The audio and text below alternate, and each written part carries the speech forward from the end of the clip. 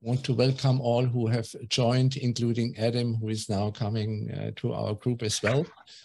Today's webinar will be presented by Bill Bickle from Canada. I want to shortly introduce Bill. Bill's passion is leadership teams and how they work better to produce not only great outcomes, but have fun and spiritual growth along the journey. He loves working at the intersection of business and the church with his toolkit of processes and resources. Bill Bickle is the Canadian representative for NCD Church Development and facilitates and trains in restorative practices.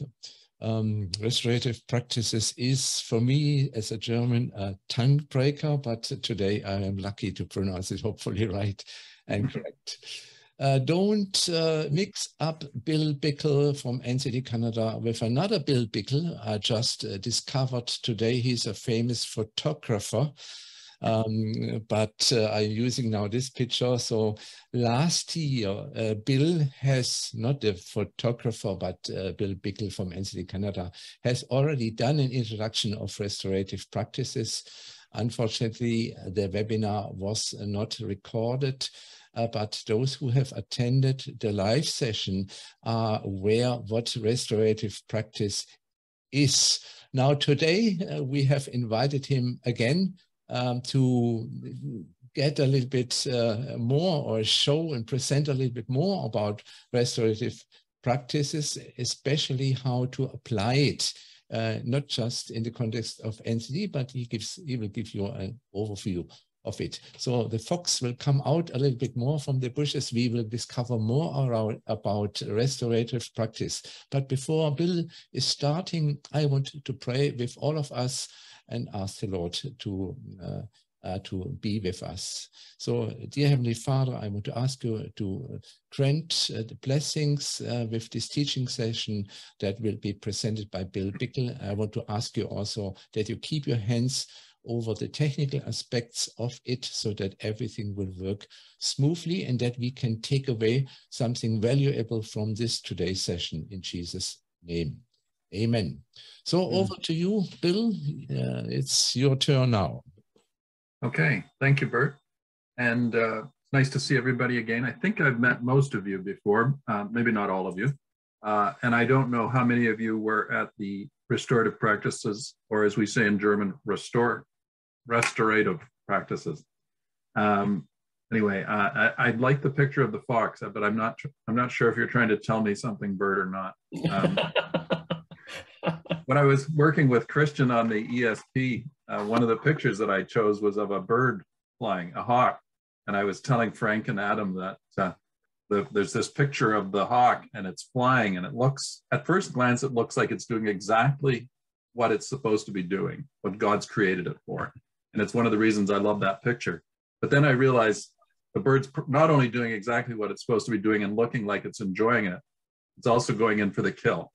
So I think there's something fun in that picture, but there's also a deep spiritual truth to it. So from there we'll go. I'm either a fox or a hawk today.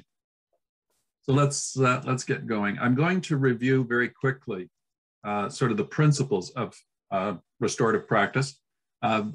They come out of an organization called Faith Care, which is a subset of an organization called Shalom, which was started by the Dutch Reformed Church here in Canada probably about 60 years ago. They had a real head start on mental health and recognized that spiritual health and mental health, I was going to say, are deeply connected. I don't think you can disconnect mental health from spiritual health, but you can't disconnect spiritual health from any health, perhaps. So we won't go too far down that road, but this is all about mental health.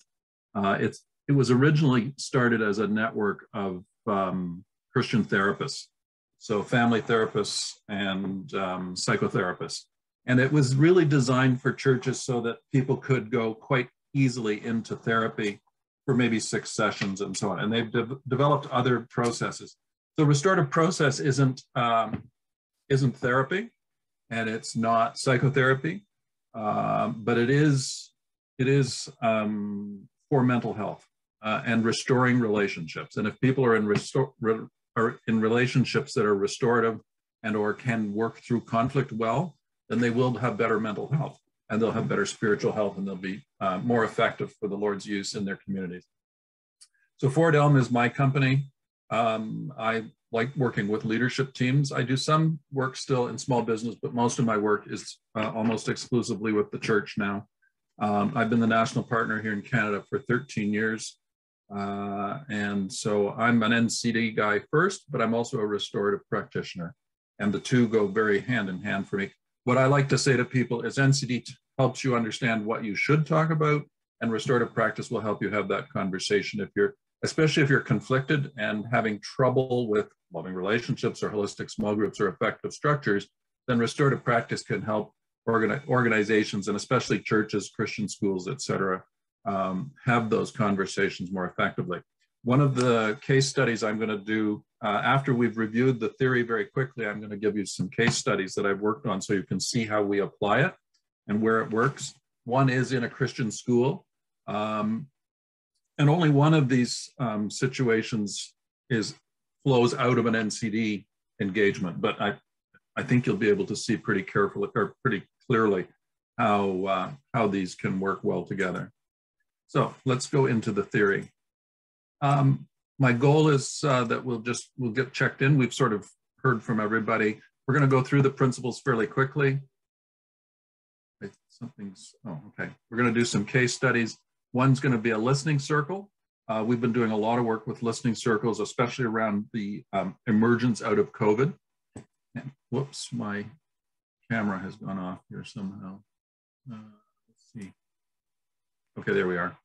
I'm going to talk about how we do circles we facilitate conversations where there's deep conflict. That's where a lot of our work comes from. And I'm going to show you how we're using restorative practices for consulting and coaching. And I think it's also a great way to coach NCD churches. And then I think we're going to talk a little bit about how this connects. I'll probably intersperse throughout how I think restorative practice and the 8 quality characteristics and the questions sort of intersperse. But I think when we go into our breakout rooms, that's something that I'd like you to either ask about or think about or discern together, how we can help churches work through their minimum factor well and be in conversation well, so that relationships are being restored at the same time. And then we'll check out. Just a piece of scripture that informs this work, I think, maybe more than any other. All this is from God, who reconciled us to himself through Christ and gave us the ministry of reconciliation.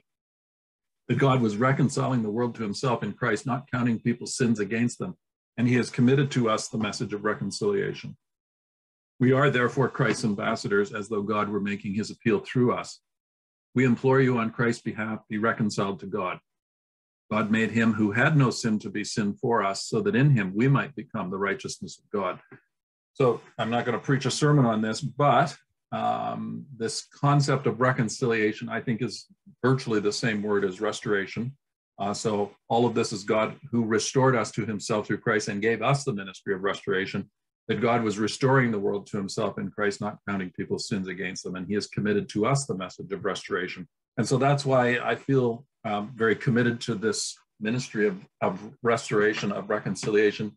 One might argue that it's almost redemption as well. So I think restoration and reconciliation aren't the same as redemption, but they're a piece of it.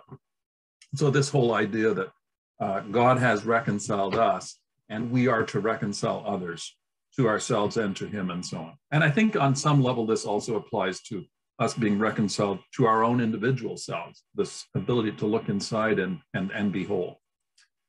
So what is restorative practice and what is faith care? Restorative practice came out of the restorative justice world. And actually, quite a bit of this work came from Australia.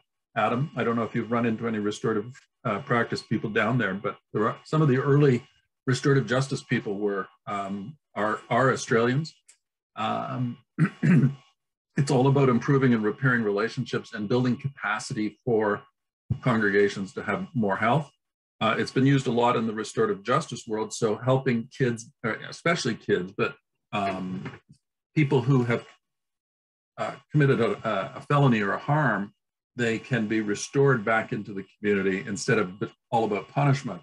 it can be about restoration instead. And so in the Western church, where it's all about a courtroom and punishment and justice has to be seen to be done, it can be no more. How can we bring this person back into community and be them whole and see them become whole again? So it is about repairing relationships between people and communities. It is this idea that we can build more capacity for social capital or social connection. It's often used for repairing harm in conflicted situations, and it's about restoring relationships through conversation. We know that God wants us to be in relationship. He not only has come to restore us into relationship with him, full relationship, but he's also made us restorative and relational. And we know also that because of sin, relationships fail. And the only way you can restore a relationship is for people to get back together and have communication. And so God speaks. He's made us to be speakers. We speak to one another. That's how we are in relationship. And so we know that relationships will break. Conflict is inevitable and can even be healthy if we know how to deal with it and use it for growth. It's, as Christian says, it's about redirecting the energy. So what is Faith Care? As I said, it's a part of the Shalem Mental Health Network. It was started a long time ago, and it was originally a network of therapists. One of the things I like about restorative practice is it will bring a group together and they'll talk about what happened and they'll talk about how they need to move forward together. So there's this, what I call sort of a magic or a pixie dust.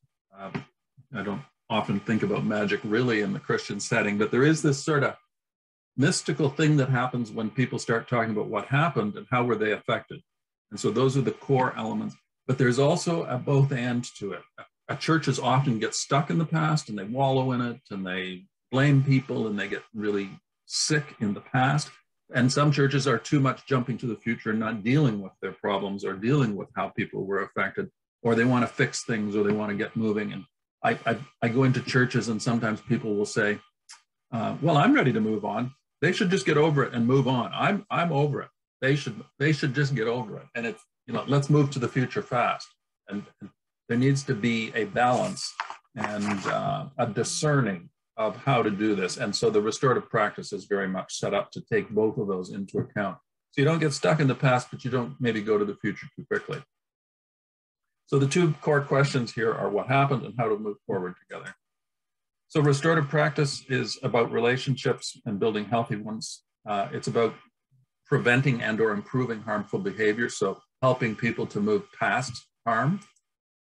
It's about resolving conflict and restoring positive relationships. So hopefully when people were in relationships, so you think of marriages or you think of churches or you think of classrooms or you think of work situations or workplaces, if people, as I say, inevitably are going to be in conflict, if they can then be brought back to a restored state, that's the goal.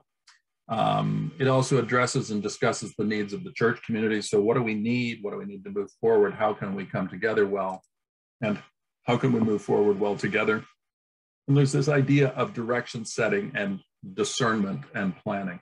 And so in the NCD cycle, when we're in that phase of the understand phase, where we've done the survey and now we're trying to understand those root cause analysis and working through the story guide discussion, this is a great place for restorative practice so that people can listen to one another well, hear one another, and discern what God's saying to them and through one another. One of the core principles of restorative practice is what we call the relationship or leadership styles. On the vertical axis, you've got expectations. Are they firm? Is there accountability? Are there good boundaries and good limits? So you think of the boss or the pastor or the grandparent or the parent who's had good, firm expectations and lots of support and encouragement and nurturing to meet those expectations. So the person who has really high expectations but very little support can tend to be very authoritarian, and they will often be adversarial and stigmatizing. They'll make people feel stupid and pass them out. We call that the two box. They do things, they say things to people, they tell people what to do, they're forceful, they're demanding, and there's very little support. What we call the permissive box or the four box is where people are protective and they not very demanding, very low, the expectations aren't firm, You think of the grandma or the grandpa or the coach or the pastor, kind of, oh, well, come on, Billy, I'll help you with that. I'll do that for you. Oh, don't worry if you can't get that done on time. That sort of easy, undemanding. But lots and lots of support. Oh, here, I'll help you with that, or I'll do that for you, or I'll help you put on your skates, all that sort of stuff. We call that and then there's the neglectful box where people are indifferent or impassive. This is where the expectations are low and there's little support. It's almost like the leader isn't there. We call it the not box. You think of the pastor who doesn't have much expectations of the team and isn't very supportive or helpful or encouraging. And it's almost like they're not there, or they're absent or dismissed. What we really see in the restorative box is when expectations are firm and high, and there's good challenge, and there's lots of support. This is authoritative, not authoritarian. It's a big distinction. It's respectful and integrative. It brings people back to the table. It encourages people. It says, here's the standard. And we call that the with box. So all the work that we do is about with. We talk about with all the time in restorative practice, and being with one another and so on. One of the other core principles, we talked about this last year when we looked at this, one of the core principles of restorative practice is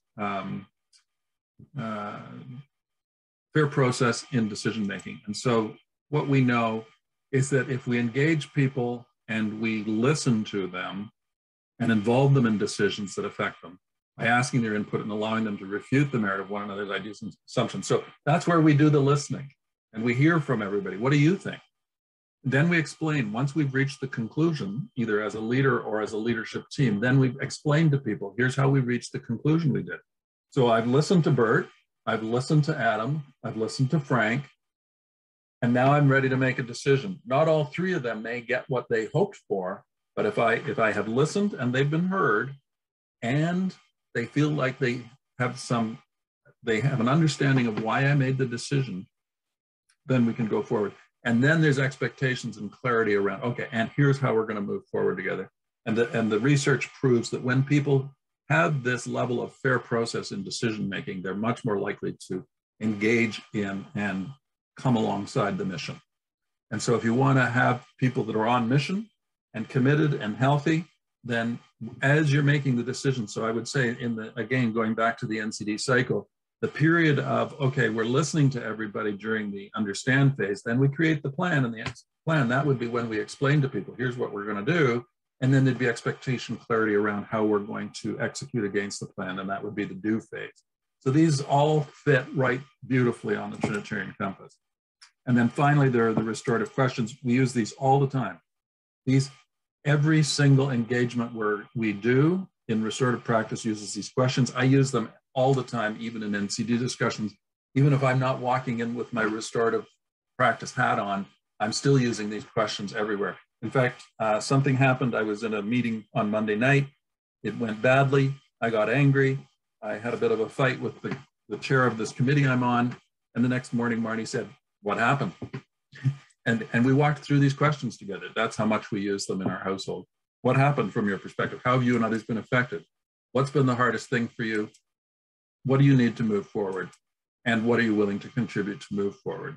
And so what's really important about these questions is how they grow. They've been about 30 years in the making. So what happened doesn't say, why did you do that? It starts at what happened, and everybody that's been affected is sitting at the table, so they have a chance to all speak into it. So you get a fuller, more holistic view of the event.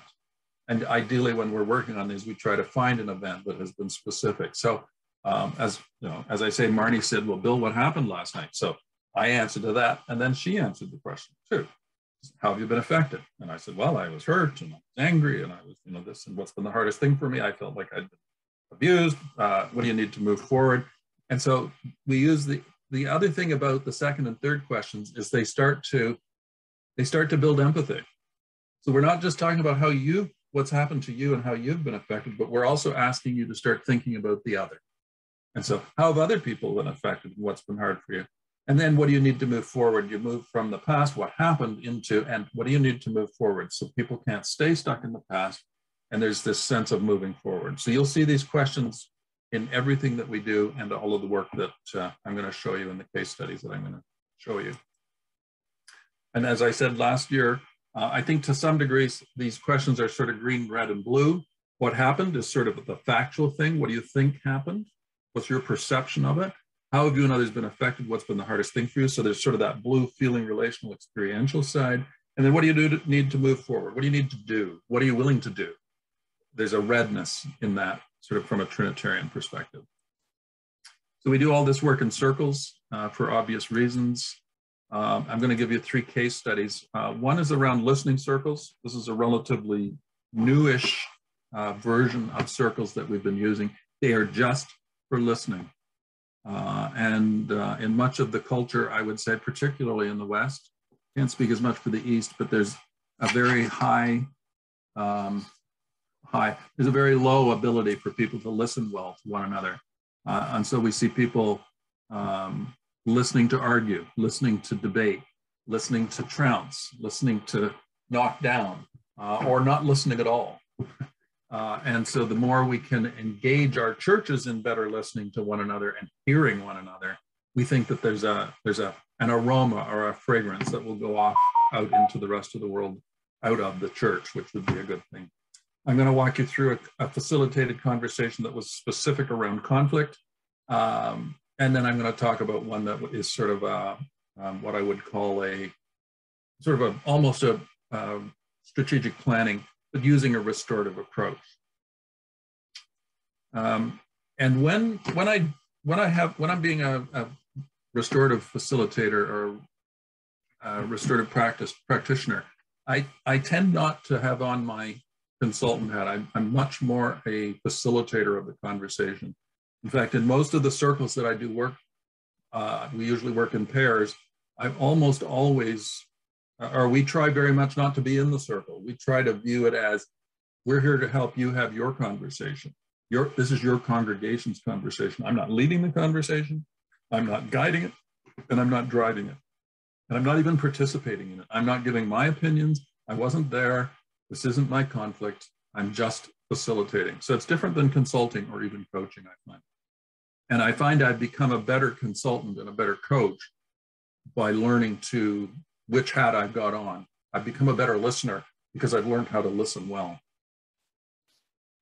So this is this is just to show you that there's a script for this. This first one is a listening circle, and it's all based around COVID. I've done this in a few church settings and in some non-church settings where we just, let's listen to how people have been affected by COVID. So there's a preamble and a prayer on the first page. I can send these to you if anybody's interested. There's a talk about why we are doing the circle, and then there's some circle questions. I'm going to go to those quickly, and then I'm going to send you to breakout rooms where you can actually try these on. And as I say, if you want to do a listening circle or you want to do a listening circle specifically around COVID, I find it very helpful for people, especially coming out of COVID, to hear from one another and not only get their story told about how they've been affected, but as with all listening circles, they can start to feel some empathy for the other. Oh, I didn't know that your grandfather died during COVID. And I was in one where a young man said, my grandfather died during COVID. And as he was dying, my mother and I stood outside his window and talked to him with a cell phone. We couldn't even go into the long-term care facility. And you just think, wow. And parents not being able to work or losing their jobs and all that sort of stuff. And so in a church community, helping people, what I've found in most of the churches I work with is they have a hard time. At the beginning, it was easy to figure out, well, do they need groceries or do they need their sidewalk shoveled, especially if they're in Canada. But this idea that helping people get to those deeper needs that come out of COVID, the deeper psychological grief and pain that has happened. So the questions, and as you can see here, I'm going to go right here. What has been a significant COVID story for you? How have you and others been affected by COVID? What's been the hardest thing for you about the pandemic, and what's been the hardest thing for NCD as a community? So I'm going to send you into the breakout rooms, and you can try on these questions. I'm only going to have you there for 10 minutes, and then we'll talk. So you may not get through them all. I think if you're in groups of 3, you're not going to have much time to tell a significant COVID story. But how you've been affected and how you think other people have been affected might be the most important thing you can talk about. And then if you have time, what needs to happen to move forward as we move out of the pandemic, and what are you willing to move? So these are the questions we use. I doubt in 10 minutes you'll get through them all, but you get a sense of how it works. And I just want you to try on some of the questions.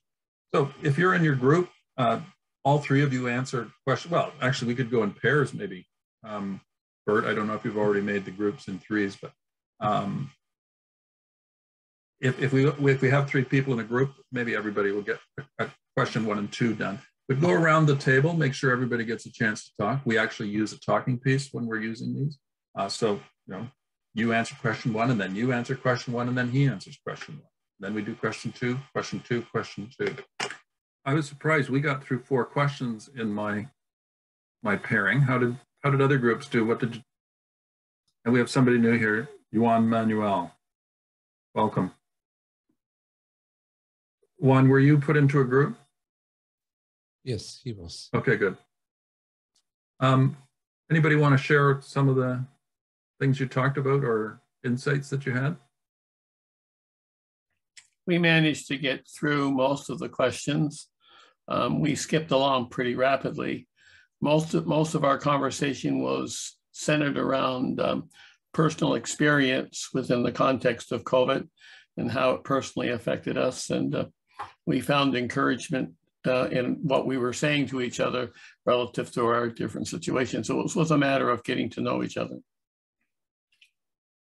Anybody else?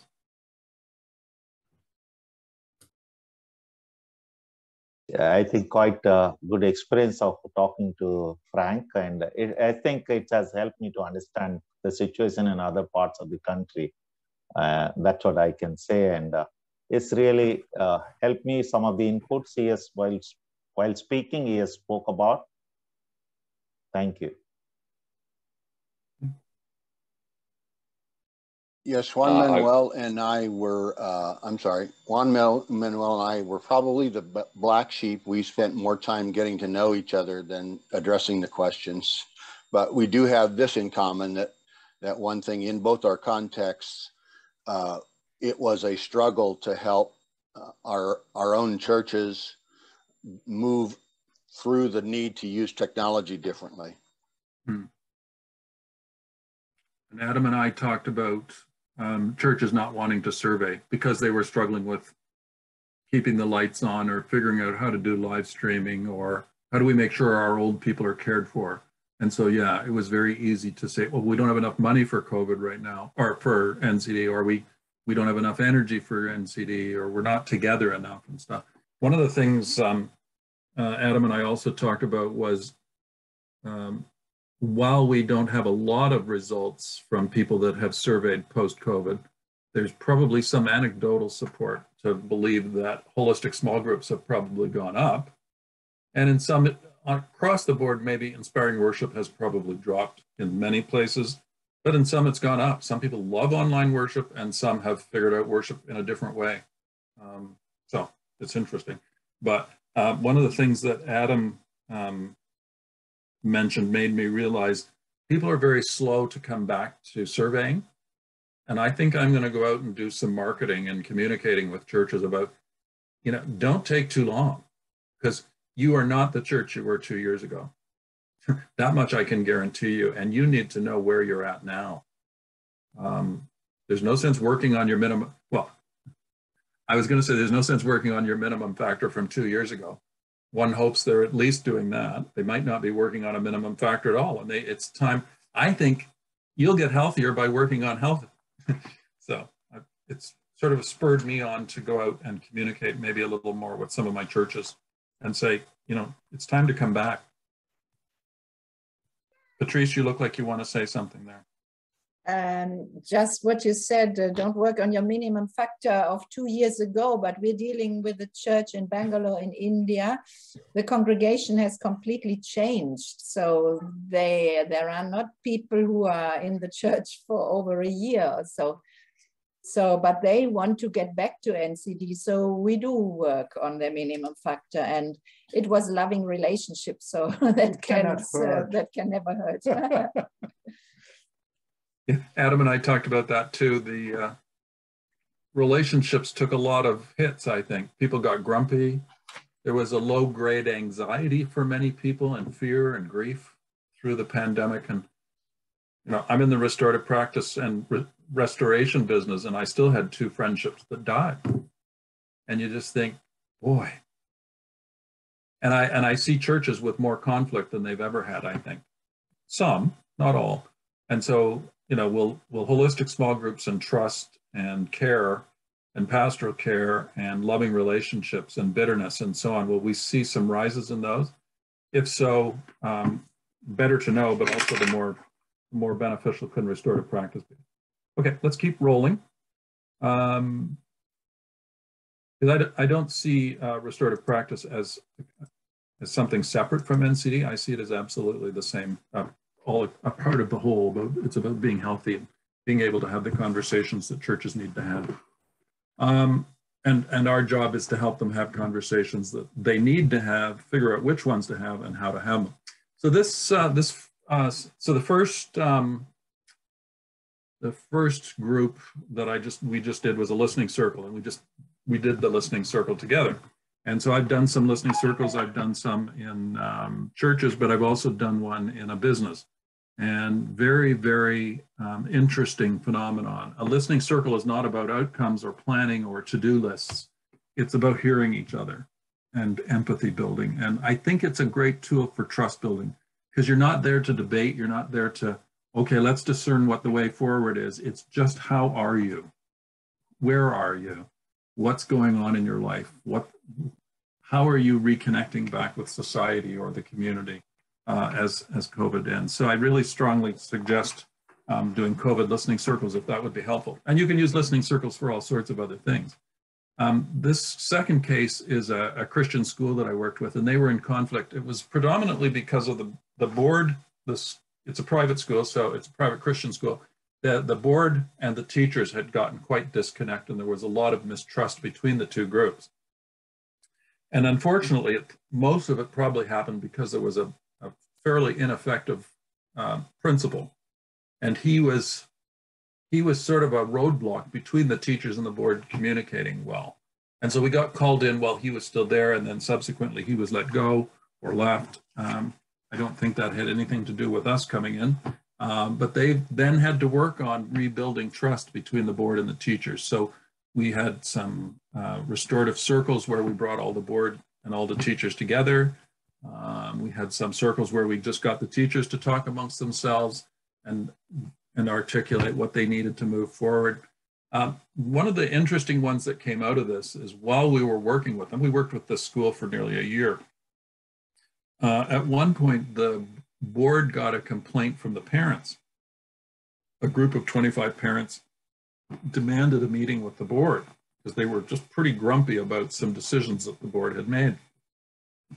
And the board was all ready to go in, and they'd gotten a consultant in who was telling them, according to your bylaws, you're allowed to do this, and legally this, and they were going to do the financials and all this sort of stuff. And they asked me to give them an opinion on it.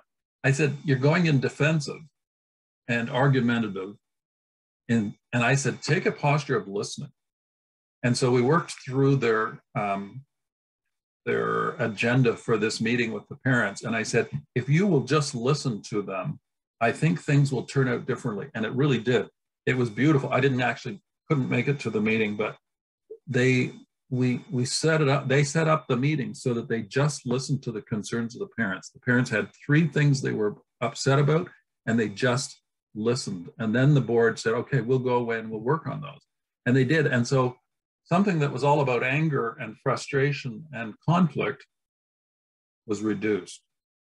There was a quieting down of the feelings and the emotions and all that. And that by listening to the anger and what they thought was wrong, they could hear them. And then the people felt heard, and they could say, and we think that this, and we think that, and so on. And whether anything changed or not, I don't know. But the outcome was that there wasn't a big blow up and a whole bunch of parents taking their kids out of the school and so on and so on. Subsequently, the teachers and students, we think, are going to become more restorative. They're already a school that uses restorative processes a lot, But in the classroom, because the teachers are even more on board with being restorative, I think it'll help in their classroom. And they're optimistic that the school will be able to become more restorative in the broader community and be able to facilitate good conversations and healthy relationships and so on and so on. So that was an interesting one. But for me, when the board met with the parents, it was a real turning point, watching them be better listeners. Another one I've been working on for quite a while, this one is about 18 months, my colleague and I have been working on. This was a fairly large church at one point, it's relatively now. Over the last 3 or 4 years, they've become deeply conflicted. They had a vision, they had a mission, they had a vision, they had a mission, they were with an interim pastor, and then they didn't have a pastor. Then they were thinking about getting into a relationship with a nearby church of the same denomination. And then that went badly. And because they were so conflicted in their own setting, the other church said, we don't want to dance with you anymore. And so then there was the conflict that was already brewing in this church got even bigger, because now part of the church was mad at the other part of the church because they'd sabotaged this, not a merger, but a relationship with the other church. So the conflict was all about this, not only about the decision to not merge, but how it had been handled. And there was a lot of mistrust and anger, and when they'd have congregational meetings, they'd be disrupted, and then they were on Zoom, and they didn't have a pastor, and the place was just a mess. And the denomination sent us in and said to the church, you've got to do something about this. And so we put them in a restorative process. And they were very, very autocratic in their decision making. So when we were back in that leadership style that I was talking about, this was a 2-box decision making process, and no fair process. So people weren't listened to, decisions weren't explained, and how to move forward together well was never put forward. So all the elements of a good, healthy community were missing. And so we went in and we did some listening circles right off the bat, just to hear, so people could hear from each other and speak safely. Part of what we do is just create the safety so that you can talk and be heard and not be jumped on. So we use talking pieces, talking sticks. You can't argue. If you jump in on talk over somebody, we'll stop you. Some of that safety and just creating the space for healing to happen is a big part of what we do. And you can see how that would be very helpful in a holistic small groups setting where it's the minimum factor and or loving relationships. We then started facilitating some conversations where we would actually deal with the harm that had been done, and the anger and the frustration and the hurt that had happened, and there was some healing.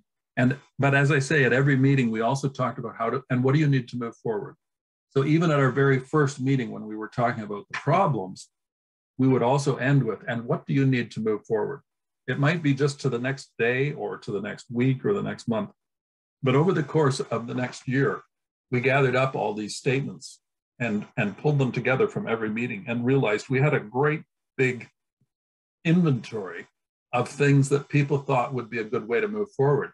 So it wasn't Bill Bickle, the consultant, coming in and helping them create an action plan or a vision statement or a strategic plan. It was them saying, these are the things we need to move forward and to move forward well together.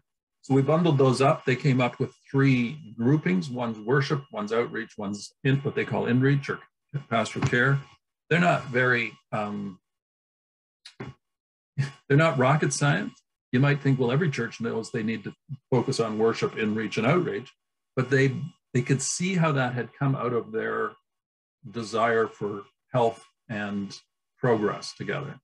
And so they put what we call circle working groups together. So they come together and we work with them to work well to plan, prioritize, and implement. So they've gone from deeply, deeply conflicted, unhappy, grumpy, broken congregation without a pastor and without any sense of where they're going to now 18 months later, they can speak to each other well.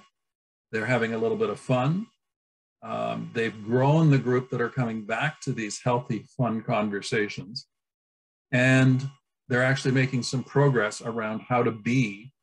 And they're working on identity. They're working on who are we? Why do we matter? What difference would it make if we're here? They didn't know. And so they're able to have those conversations. And so then they're going to be able to do outreach in a way and be missional, because they'll have a sense of what God's calling them to become. And they see their way to starting to make that happen. And then they'll be able to call a minister.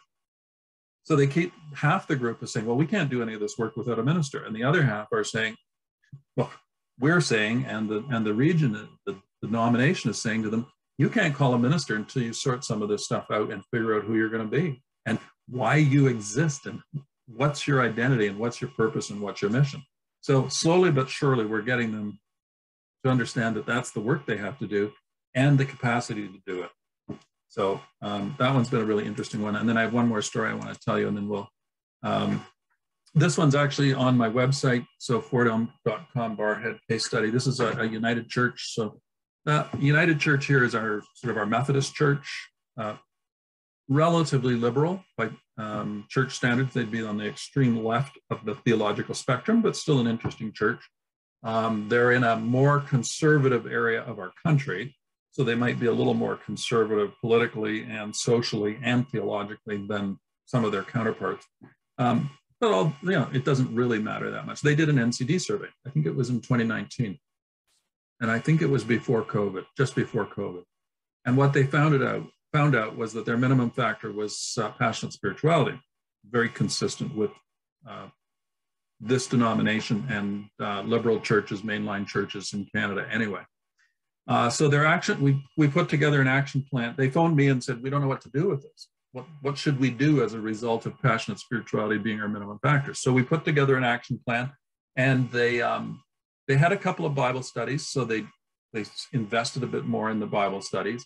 And we did 2 workshops around the 3 colors of your spirituality and the spiritual styles test. And we did those online. We did them in Zoom. They're about 2,000 miles away from me, so I've never met these people except on Zoom. So we did these workshops. We did 2 of them. They were a congregation of about 50 people. They had this great big building. And the looming concern not only was COVID, but they were going to have to sell this building.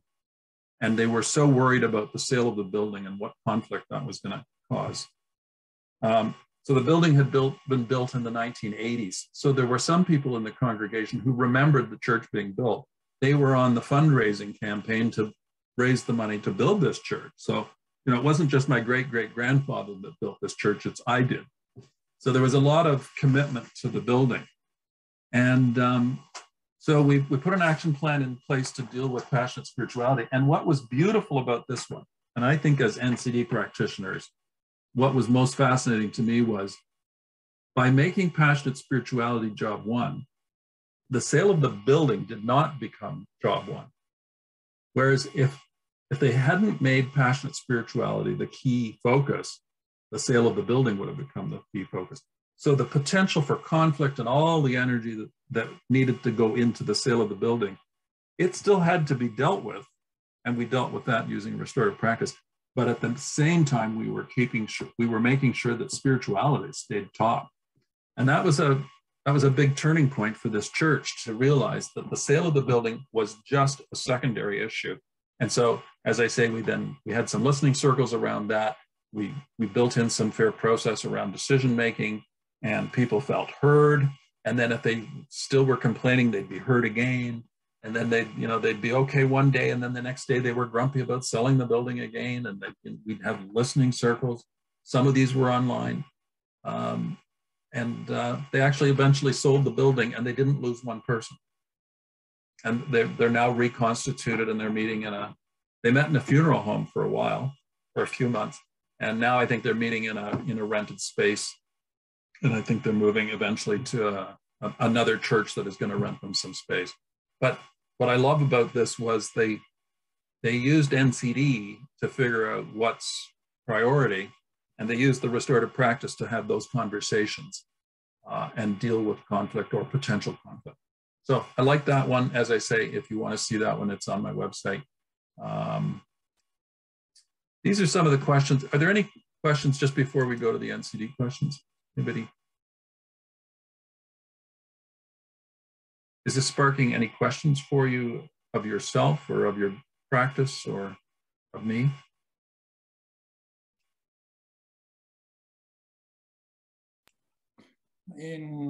I must say, I really appreciated how it brings out this listening circle, all the benefits it brings. Thank you for that, that tip, so to speak. Thank you. Okay, let's, we'll keep going then. So these are some of the questions. I put these up last year. I know what value my work has in the overall work of our church. You know, if people can feel heard and plugged in and connected, they're much more likely to answer question 16 high. I know that someone in our church will hold me accountable for meeting the commitments I make. That empowering leadership question, if I'm in a circle where people are leading well and they're leading with me, then there will be lots of support for me. I'll know what my expectations are and I'll have support for them if people are using with style leadership. My contributions to church are reviewed regularly. And I think I've done some thinking about how the leadership quadrants and the empowering leadership 6 polarities that are on the Trinitarian compass. I've done some work around trying to think how those two dovetail. They're not inconsistent, but they're not entirely obvious how the two go together, but I'm working on that. My contributions to church are reviewed regularly. Again, I have people who give me clear expectations of what I'm supposed to do. They explain to me how we're moving forward, and then we have conversations together about where I am, and I have lots of support. I feel that my church supports me in my ministry. Our leaders are good at explaining things. If you are using restorative practice to explain stuff to people, then people are going to answer 31 high. I know if 31's a low scoring question or empowering leadership is low, then these are some of the ways you could work on that as well. Our leaders are good at explaining things. I know people in our church with bitterness, if there's a lot of conflict, they're going to be scoring 40 low. If you want to get people out of that, do the love test and the spiritual styles test, but also do some restorative listening and explaining. I'm a member of a group in our church where it is possible to talk about personal problems. Is it a safe place where I can be heard and say my piece or tell my truth and share what I'm feeling? Can I talk about what COVID's meant to me? Can I talk about the relationships that have died and the grumpinesses that I felt, or the loss of my job, or the strain of trying to teach my kids online, all those things, or the death of my partner from COVID. The leaders of the church prefer to do work themselves rather than collaborate with others. If we have with leaders, they will not be lone rangers. I know the goals we're working towards as a church. Again, if we're using restorative practice and we have fair process and decision-making, people will know what we're trying to do. They will have been involved in the decision-making process. They will have been heard, and they will have had stuff explained to them. So again, if you've got effective structures as a low-scoring tool, I would do the stewardship test, but I would also do some of this work to help people work through that stuff together. I clearly understand what is expected from me, filling my task, etc. If I have a disagreement, can I go and, if we use circles to help people work through conflict, then loving relationships will go up and trust will go up. So questions 80 and question 80 and question 90. I think it also, you can sort of look at this through the theme lens of the story guide. I'm doing a story guide discussion this weekend with a church on Sunday. So I'm going to be looking at these themes again. Here are the themes, all 24 of them: accountability, affirming. I started to I was going to put stars beside the ones that I thought restorative practice could help in ways to help these questions or these themes raise up in their scores. And I started putting stars beside them all, and I realized if you're using a more restorative and inclusive and collaborative approach with your people, and they feel more plugged in and connected and respected, then all of these will go up. They will feel welcomed, and they'll be more welcoming. They will have a sense of vision and know what it is. They will be working more together, teamwork. They will be more self-aware. And as I say, all 24 themes would go up. So is restorative practice the answer to all things NCD points out? No, but can it facilitate some of the work that we want to do? Absolutely. And that's how I see the two coming together. I'm going to send you into breakouts again. I think this time we can go for 15 minutes. We're a smaller group, so we haven't taken quite as long as I thought. So how is restorative practice a link to loving relationships, effective structures, and a holistic small group? So I've talked a little bit about that, but I'd like you to talk about that some more in your groups. And what are potential disconnects or risks between NCD and RP? I've sort of been promoting that the two go hand in together, but are there things that you would see in this that you go, I'm not so sure that that's as well connected as Bill thinks it is. So if you would talk about these in your groups, I would appreciate it. I'm going to put those in chat.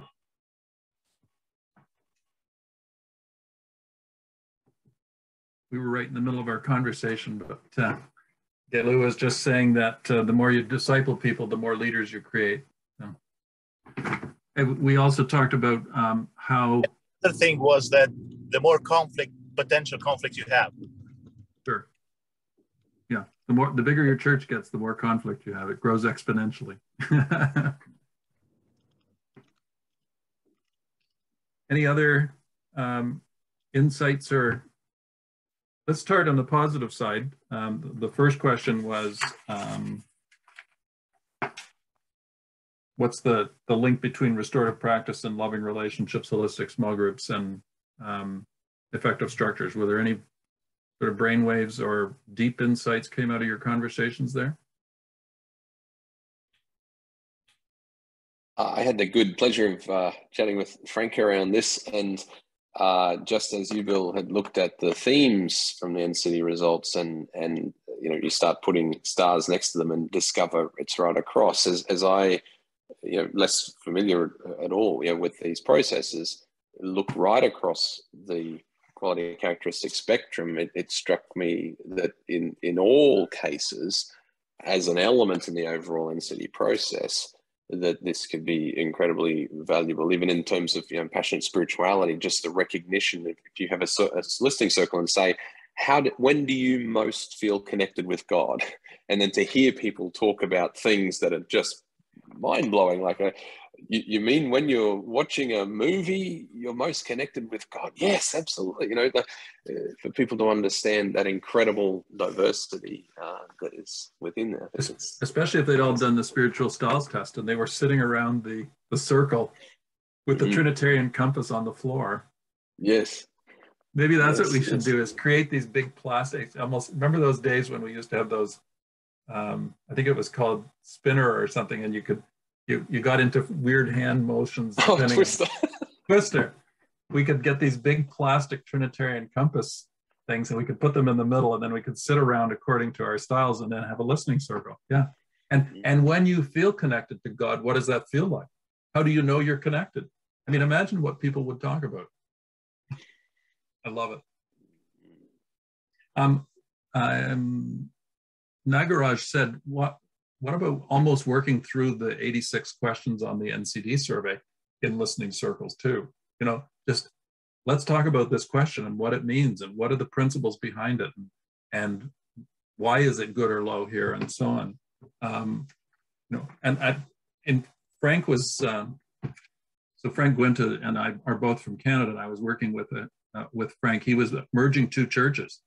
And so we did their NCD surveys, and we put one church in the center, and we worked through it was almost like a fishbowl, Frank. We put one in the center, and the other church listened to them work through their story guide. And then the outside church came to the inside, and they worked through their story guide, and the church they were merging with listened. Now, I'm not sure the merge has gone terribly well, but it was a really cool exercise. Hopefully it went better. Yeah. But it was a good way for the two churches to get to hear each other, because they were revealing who they were to one another in ways that they wouldn't have otherwise. They would have talked about budgets, and they would have talked about whether we wear robes or not, and which hymn book we use, and which songs we sing, Whereas this way, they were talking about whether they can share their problems. Do we trust? Do we have good structures? Anyway. So we're about 4 minutes away. I think I'm going to do a checkout question. Because I always end with a checkout question. That's part of the restorative practice. What's the most important thing you're taking from today's webinar? And who'd like to go first? And then you can nominate someone to follow you. I don't mind going first, Bill. I'm taking away two things. One is the relationship that there can be between dealing with the NCD material through a restorative practice process. The one thing that we sort of raised as a possible caution is not allowing one to be so dominant over the other that you spend all your time in that other at the expense of the issue that you're trying to work with. So, but nonetheless, I'm taking away that.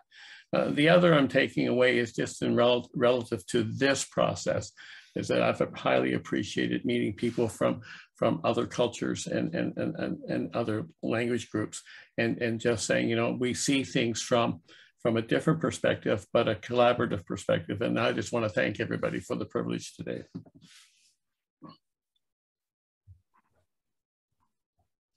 One takeaway has not only to do with the restorative practice, is when we were in the breakout room with Gary, we think we have a good venture into India, Nagaraj, because he is in touch with the denomination in Andhra.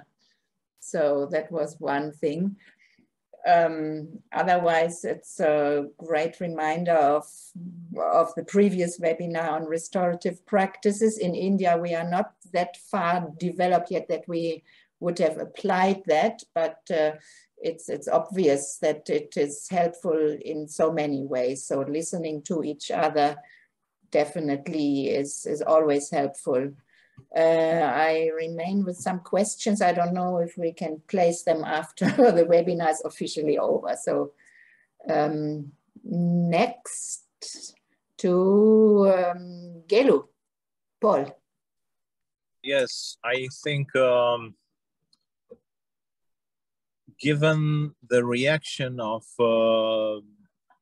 church leadership to questionnaires, I think this process will be really helping me to move beyond the defense mechanisms as a preemptive strike to launching the survey. So, for example, in the new church plan that I'm working with, there is reluctance to questionnaires and so on, and to using tools like, you know, the William Carey's, what means do you use for the conversion of the heathen?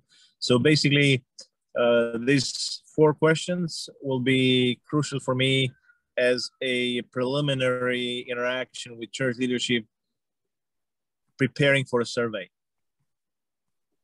Because most people think they know where the church is.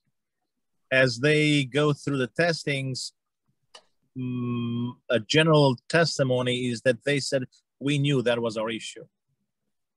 And, you know, how about exploring their experience and impressions and guidance in the process, so the report strengthens and helps them see better rather than blinding them. So I don't know who else has not been. I don't see everybody on the screen because of my phone. Adam? I'll pick somebody for you, Gary. Yeah, this is Gary. I have a number of takeaways.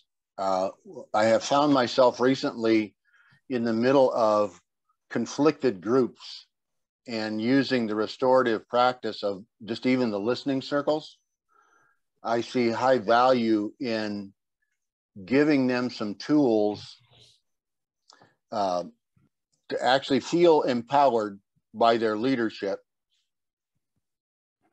But I also see now a potential for using the individual perspective when we do the NCD electronically now, each participant has the availability to see what they said about the church or their experience in rank order.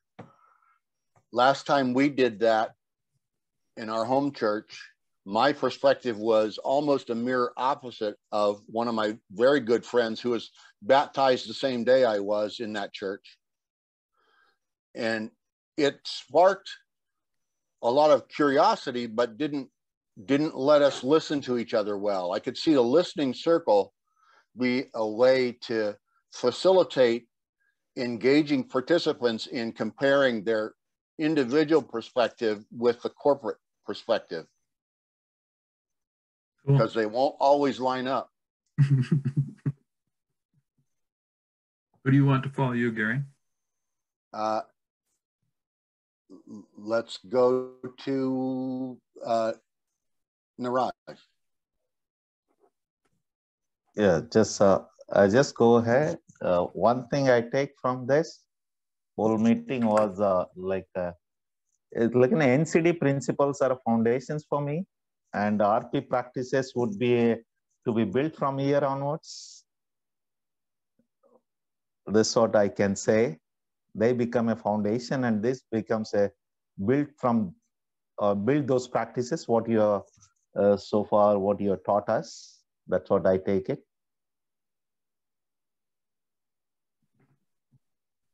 Who's left? Adam? Yeah, I guess by way of affirmation, as far as takeaway, it's great, Bill, that you have been facilitating a listening circle in this very context. And it just affirms for me as we make particular plans in the next phase, lots of things in the NCD world. It just encouraged me enormously in terms of finding how you can be speaking more into the partner networks around the world, because this facilitational discussion thing is certainly not a strength of mine. The diagnostic part, that's kind of where I live very much more. And I see the immense value of this within the context of the overall processes. And so for more practitioners in the NCD world to understand these kinds of approaches and just how much it can help you in your attempts to help a church forward, I think it's fantastic. So yeah, I appreciate that very much. Good. I'll go second last, and then Bert, you can have the last word. I've got several notes of things I'm going to do differently as a result of the conversation. So as always, it sparked creativity, not just my own, but our creativity. And that's how the Spirit works. So, it's just, as I say, there's a magic in the circle. I mean, I think the Spirit has more potential to work when we're listening, because we're listening to the Spirit in each other. So, of course it's going to work.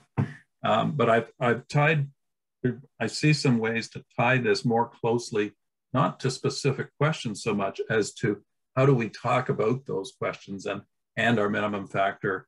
And it's helping us have those conversations, not maybe so specifically about one question or 8 or question 17, but the general process of working through our results together and hearing each other and really getting to the heart of stuff. So that's been helpful for me. So thank you. Yeah, I want to say thank you very much, Bill, for this presentation today. I take away that I have learned several things. One of it is the right pronunciation of restorative practices instead of restorative practice. But I had the same difficulty when I was ministering in the Caribbean with Caracas. In Germany, you say Caracas, and then on the island, they try to pronounce it differently. They say Caracas, pronunciation on the second one. Also, for me, it is good that I once more was reminded that God gave us 2 ears so that we can listen and not talk too much. And so listening and using this practice of restorative practice will help surely to take out the heat of or make it a little bit lower on a lower level in the discussions, and I want to try it in the next conflict mediation. Good. Thank you very much, Bill, for serving us. I want to remind all who participate today and on those who will watch the recording that the next NCD webinar will be on September 14th this year, God willing, and the presenter should be Christian Schwarz, if I'm right. And then we have a final one for this year. This is on December 7th. And most likely it will be Adam Johnson who will serve us again here in this capacity. So thank you to all who have joined. And I may want to say, give another 10 minutes, Bill, if you stick around. We stop the recording at this point. If somebody wants to ask some questions to you, so that you are available. Thank you and have a wonderful day.